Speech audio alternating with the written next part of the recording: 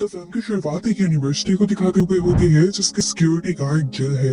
अपने ड्यूटी के खत्म होते ही जिल अपने एक फ्रेंड के जरिए सिक्योरिटी कैमरास ऑफ करवाते हुए लैब से कुछ एक्सपायर्ड मेडिसिन चुराती है और उसे जाकर सस्ते दामों बेच देते हैं एक ड्रग डीलर को, जिसने इस मर्तबा भी जिल को पैसे कम दिए थे और अगली मर्तबा ज्यादा मेडिसिन लाने को कहा था। इसके बाद वो अपनी मदर इन लॉ के घर जाती है जहाँ से उसे आज अपने बच्चों को पिक करना था। जिल के हस्बैंड के मरने के बाद उसके बच्चे उसकी मदर इन लॉ के पास रहते थे क्योंकि जिल के पास अभी भी उनकी कस्टडी नहीं थी। इसीलिए आंटी ने उससे कहा भी था कि बच्चों को जल्दी घर छोड़ देना। अब जिल अपने बच्चों से बात करती है। मैटिल्डा उसकी बेटी तो उसे काफी अच्छे से जवाब देती है, लेकिन नोवा का बॉन्ड उसके साथ थोड़ा सा खराब दिखता है। जिल नोवा के बिहेवियर को लेकर थोड़ी सी परेशान हो जाती है। जिल नोवा के बिहेवियर को लेकर थोड़ी सी परेशान हो जाती है और इसी दौरान वो एक गाड़ी से टकराते हुए बचती है। उसे लगा था कि शायद गाड़ी का कंट्रोल उसने खो दिया है, लेकिन फिर सड़क पे दिखाया गया कि सभी गाड़ियां आउट ऑफ कंट्रोल हो चुकी थी। जिल ने सामने से आती हुई गाड़ी से अपने आप को बचाया तो साइड से आती हुई गाड़ी ने जिल की गाड़ी को हिट कर दिया और जिल की गाड़ी नदी में जा गिरी। जिल की गाड़ी में तेजी से पानी बहने लग जाता है और जिल अपनी जान की परवाह किए बगैर अपने बच्चों की स्ट्रीट बेल्ट खोलती है ताकि उन्हें वो पहले गाड़ी से और फिर पानी से बाहर निकाल सके। काफी कोशिशों के बाद जिल अपने साथ नोवा को लेकर बाहर निकल आती है, पर यहाँ पर मैटिल्डा नहीं थी। बाहर आकर उसने देखा कि मैटिल्डा को पहले ही दो ऑफिसर्स ने बचा लिया था और वो उसे सीपीआर देकर रिवाइव भी कर देते हैं। जिल उन ऑफिसर्स का शुक्रिया करती है तो जिल को वो बताते हैं कि पता नहीं क्यों पूरे टाउन की लाइट्स चली गई हैं और शायद ट्रैफिक सिग्नल्स ना चलने की वजह से ही इतने सारे एक्सीडेंट हो गए हैं। ऑफिसर जिल को फौरन हॉस्पिटल जाने को कहता है क्योंकि जिल के माथे पर भी एक कट आया हुआ था। हॉस्पिटल जाने पर ये लोग देखते हैं कि बहुत सारे और लोग भी हॉस्पिटल आए हुए थे। डॉक्टर्स परेशान थे कि इतने सारे लोगों का एक साथ एक्सीडेंट कैसे हो सकता है। एक डॉक्टर कहता है मुझे लगता है कि शहर की लाइट बंद होने से इन एक्सीडेंट्स का कोई कनेक्शन है। तो दूसरे डॉक्टर से कहते हैं हमारा दिमाग तो नहीं खराब हो गया, लाइट के कट होने से ड्राइव करते हुए लोगों के दिमाग आउट ऑफ कंट्रोल नहीं हो जाते। बात तो डॉक्टर की भी समझने वाली थी कि एक साथ ही सभी लोग कैसे अपनी गाड़ियों पर से कंट्रोल खो सकते थे।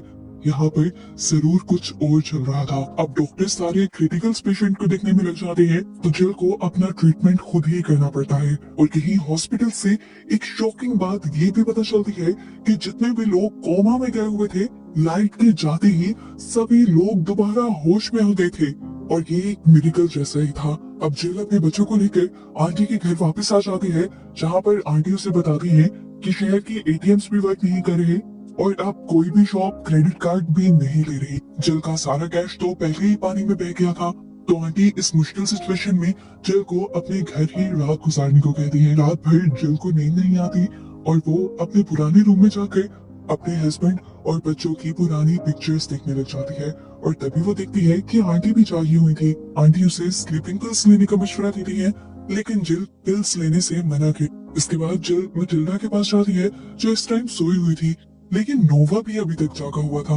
वो नोवा को कहती है तुम भी जल्दी सो जाना और ये कहने के बाद वो साइकिल लेकर अपनी ड्यूटी के लिए निकल जाती है और देखती है कि रास्ते में बहुत से लोग ऐसे थे जो रात को जागे हुए थे। उन सभी को नींद नहीं आ रही थी और अपना टाइम पास करने के लिए सभी लोग सड़कों पर निकल आए थे। रास्ते में ही उसकी टक्कर उस ड्रग डीलर से हो जाती है जिसे वो एक्सपायर्ड स्लीपिंग पिल्स बेचा करती थी। वो उससे और स्लीपिंग पिल्स की डिमांड करता है और कहता है कि आज मैं तुम्हें उन पिल्स के बदले डबल पैसे दूंगा, क्योंकि बहुत से लोग जिन्हें नींद नहीं आ रही थी वो उन्हीं पिल्स को लेना चाह रहे थे। जिल उससे डील बनाते हुए यूनिवर्सिटी आ जाती है और ड्यूटी खत्म होने के बाद सुबह में वो लैब के पास आती है। इस टाइम यूनिवर्सिटी में कोई भी नहीं था। जैसे ही वो यहाँ से पिल्स उठाने लगी, एकदम से यहाँ पर मिलिट्री के लोग आ गए, वो भी डॉक्टर मर्फी के साथ। मर्फी जब ये देखती है कि जिल यहाँ से मेडिसिन चुरा रही थी तो वो जिल से बहुत ज्यादा डिसअपॉइंट हो जाती है। हमें पता चलता है कि जिल डॉक्टर मर्फी की स्टूडेंट भी थी। डॉक्टर मर्फी से उसे पता चलता है कि वो लोग यहाँ पर एक रिसर्च हब बनाने वाले हैं, क्योंकि कल शाम से जब से लाइट कट हुई थी उसके बाद से ही किसी को नींद नहीं आ रही। इस बीमारी का इलाज ढूंढने के लिए साइंटिस्ट को अब जल्द ही काम करना होगा। डॉक्टर मर्फी जिल को भी अपने साथ इस रिसर्च का हिस्सा बनने की ऑफर देती है, पर जिल इस ऑफर को रिजेक्ट कर देती है। जिल का एक और क्लास फेलो पहले से ही डॉक्टर मर्फी के साथ था।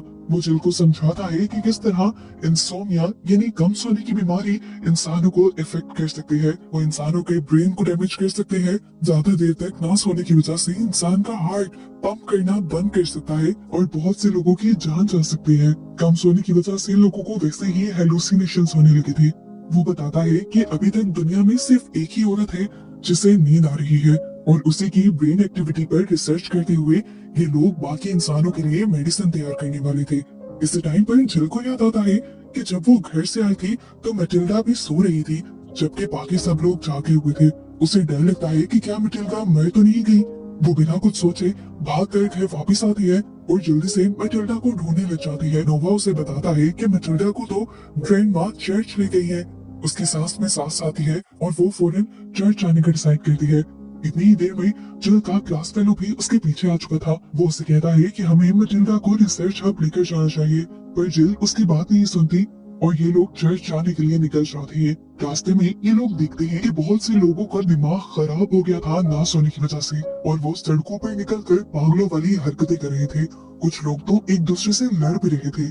गली से गुजरते हुए ये लोग एक आदमी की डेड बॉडी भी देखते हैं और जिल इस आदमी को देखकर बिल्कुल टूट जाती है, क्योंकि ये वही शेरिफ था जिसने कल इन लोगों की जान बचाई थी। जिल अपने क्लास फेलो से पूछती है कि इसको क्या हुआ होगा, तो वो बताता है कि इसके नाक से खून निकल रहा है, जिसका मतलब है कि ना सोने की वजह से इसका दिमाग फट गया है। चर्च के अंदर फादर मैटिल्डा को सबके सामने सोने को कह रहे थे, क्योंकि उन्हें लग रहा था कि मैटिल्डा के सोने से उसे देखकर किसी न किसी को नींद जरूर आएगी। साथ ही फादर सब लोगों को ये समझाने लगते हैं कि ये सब गॉड की तरफ से इंसानों के लिए सजा है, उनके बुरे कामों के लिए। एक औरत उठकर फादर से सवाल करती है कि क्या मैटिल्डा का सेक्रीफाइस नहीं दिया जा सकता, जैसे गॉड ने जीसस का सेक्रीफाइस दिया था सभी लोगों की भलाई के लिए। इससे पहले कि फादर उनकी किसी बात का जवाब देते, यहाँ पर जिल, नोवा और जिल का क्लास फेलो आ जाता है। वो बताता है कि ना सोने की ये बीमारी इंसानों को बुरी तरह इफेक्ट कर रही है, उनके दिमागों पर बुरा असर हो रहा है और मैटिल्डा के जरिए वो इस बीमारी का इलाज ढूंढ सकते हैं। फादर यहाँ पर कहते हैं कि हम मैटिल्डा को फिर भी नहीं जाने देंगे, क्योंकि साइंटिस्ट मैटिल्डा को एक टेस्ट सब्जेक्ट बनाकर रख देंगे। ये सुनकर जिल के दोस्त को गुस्सा आ जाता है और वो कहता है कि अब तो मिलिट्री ही आप लोगों से बात करेगी। इससे पहले कि वो यहाँ से चला जाता, पीछे से पुलिस ऑफिसर उसे शूट कर मार देते हैं और एक इंसान को अपनी आंखों के सामने मरता हुआ देखकर चर्च में बैठे हुए सभी लोग डर जाते हैं और अफरा तफरी मचाते हुए यहाँ से बाहर निकल जाते हैं। मैटिल्डा भी अपनी ग्रैंडमा के साथ बैंक टूर से निकल गई थी, लेकिन वहाँ जाके जब पुलिस ऑफिसर ने गन पॉइंट पर देखा तो मैटिल्डा वहाँ नहीं थी। इसीलिए वो मैटिल्डा की ग्रैंडमा के ऊपर और फादर के ऊपर गन तान देता है। जब यहाँ आकर नोटिस करती है कि यहाँ पर तो मैटिल्डा नहीं है, तो वो इधर उधर मैटिल्डा को ढूंढने लग जाती है और मैटिल्डा उसे सीढ़ियों के पास छुपी हुई मिलती है। मैटिल्डा को उठाकर वो जंगल की तरफ भागने लग गई थी, क्योंकि उसने पहले ही नोवा को जंगल की तरफ भागने को कहा था। भागते भागते ये लोग एक पार्किंग लॉट तक आ जाते हैं, जहाँ पर आकर जिल का प्लान था कि वो मैटिल्डा और नोवा को लेकर किसी सेफ जगह पे चली जाएगी, लेकिन यहाँ पर आकर नोवा अपना माइंड बदल देता है और वो जिल से कहता है कि हमें मैटिल्डा को साइंटिस्ट को दे देना चाहिए। अगर सभी लोग मर गए तो मैटिल्डा अकेले इस दुनिया में क्या करेगी। खैर ये लोग यहाँ से निकल जाते हैं और कुछ दूर जाने पर जिल दोबारा ब्रेक लेने के लिए रुक जाती है। वो नोवा को बताती है कि मैं मैटिल्डा को मर्फी के हाथ नहीं सौंप सकती, क्योंकि सबसे ज्यादा मैं ही मर्फी को जानती हूँ। मर्फी आर्मी के लिए एक साइकियाट्रिस्ट और साइंटिस्ट के तौर पर काम करती है और वो आर्मी के लिए लोगों को और उनकी कैदियों को नए नए तरीके से टॉर्चर भी करती रही है और इन्हीं तरीकों में से एक तरीका स्लीप डेप्रिवेशन भी था, यानी उन लोगों को सोने न देना। जिल नोवा से कहती है कि वो लोग इंसान नहीं है और ना ही वो जिन लोगों को अपना टेस्ट सब्जेक्ट बनाते हैं उन्हें इंसान समझते हैं। मैं मानती हूँ कि एक इंसान के तौर पर मर्फी बहुत अच्छे इंसान है। उसी ने मुझे जॉब भी दिलवाई थी, पर काम करते हुए वो अपनी इंसानियत को बिल्कुल भूल जाते हैं। नोवा जिल के कंसर्न समझ रहा था कि वो अपनी बेटी को टॉर्चर होने देना नहीं चाहती, पर फिर भी वो जिल से कहता है कि हमें सभी इंसानों की मदद करनी है, ना कि सिर्फ मर्फी की। मुझे लगता है कि हमें मैटिल्डा को रिसर्च हब में ले जाना चाहिए। ये लोग यहाँ से हब की तरफ जाने का फैसला करते हुए निकलते हैं और रास्ते में सुबह भी हो जाती है। ये लोग रोड के बिल्कुल दरमियान में कुछ लोगों को खड़ा हुआ देखते हैं, जिनके यहाँ खड़े होने का कोई तुक नहीं बन रहा था। इनका भी दिमाग ही खराब हो गया था। खैर ये लोग आगे बढ़ते हैं और अगला स्टॉप लेते हैं एक लाइब्रेरी, जहाँ से नोवा एक मैप ढूंढने लग जाता है जिसकी मदद से ये लोग रिसर्च हब का पता चला सके।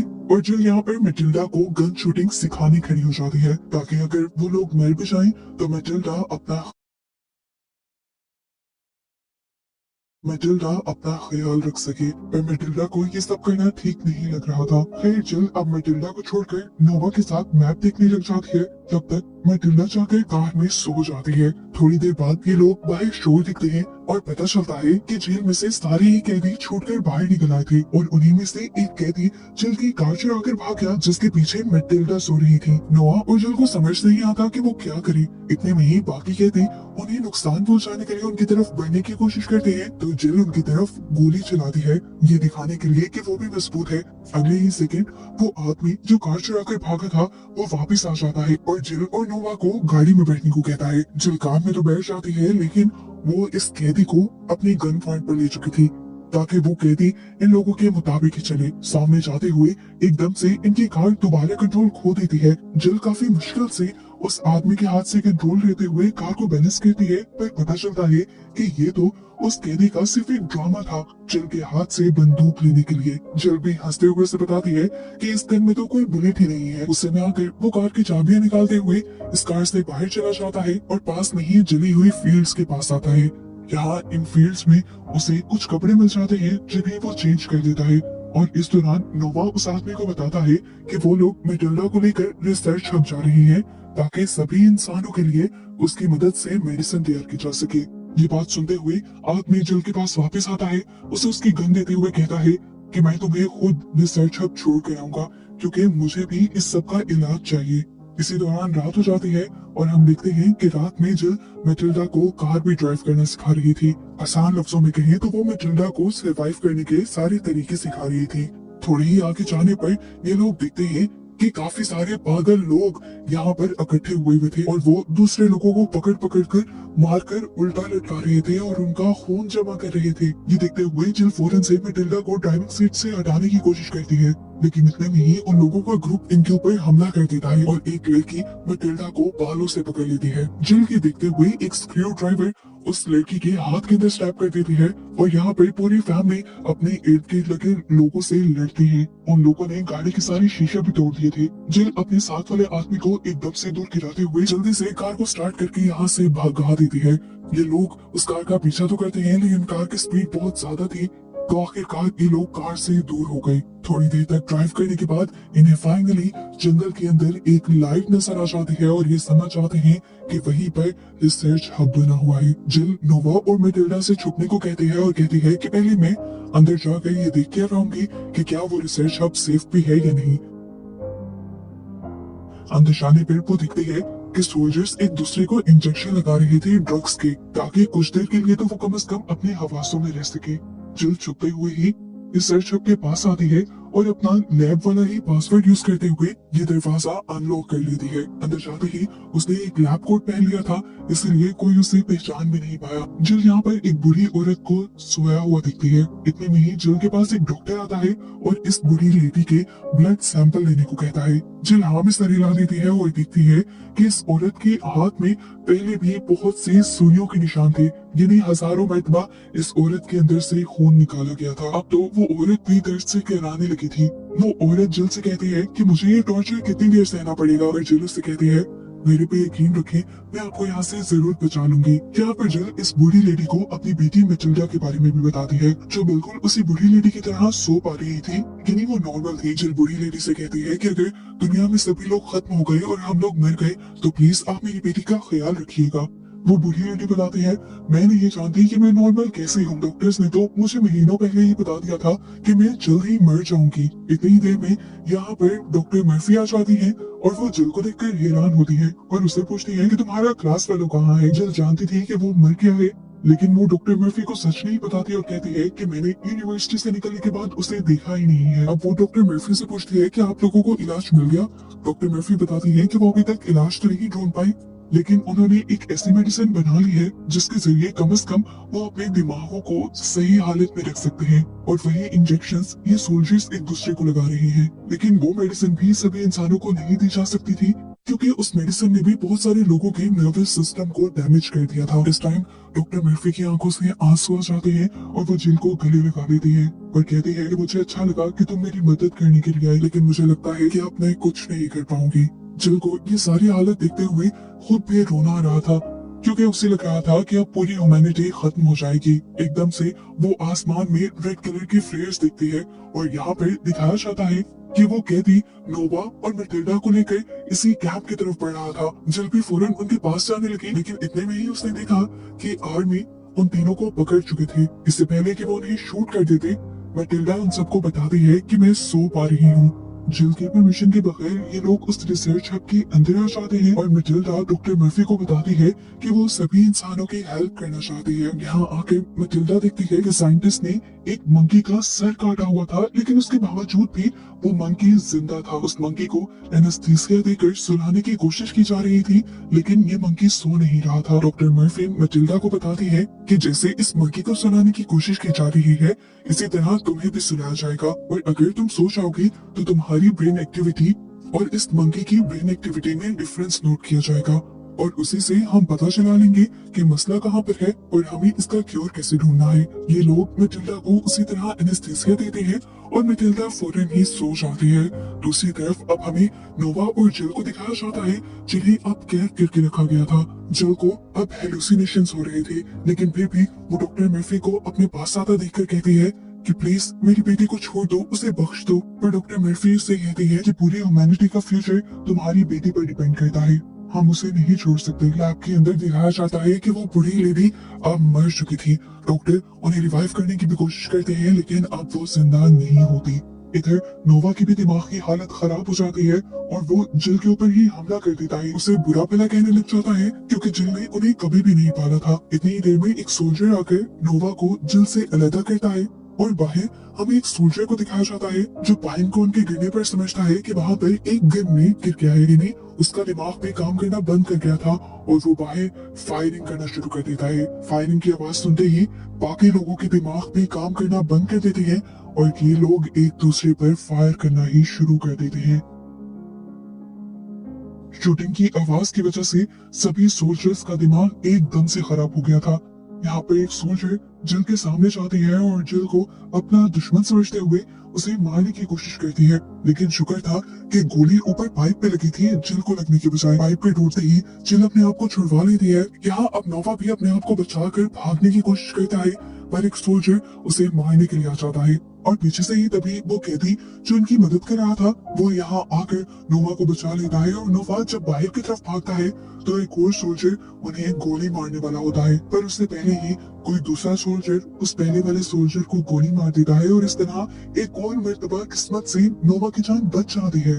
यहाँ पर हम देखते हैं कि एक साइंटिस्ट डॉक्टर मर्फी को भी वही इंजेक्शन देता है जिससे फिलहाल के लिए दिमाग सही काम करे। मर्फी ठीक होकर मैटिल्डा के ऊपर एक्सपेरिमेंट करना चाहती थी, लेकिन इतनी ही देर में यहाँ पर जिल आ जाती है और मर्फी से दोबारा अपनी बेटी की जान की भीख मांगने लगती है। मर्फी अभी भी मैटिल्डा को जिल को देने से मना कर रही थी, लेकिन फिर अचानक वो खुद ही गिर जाती है और पता चलता है कि वो मर गई है।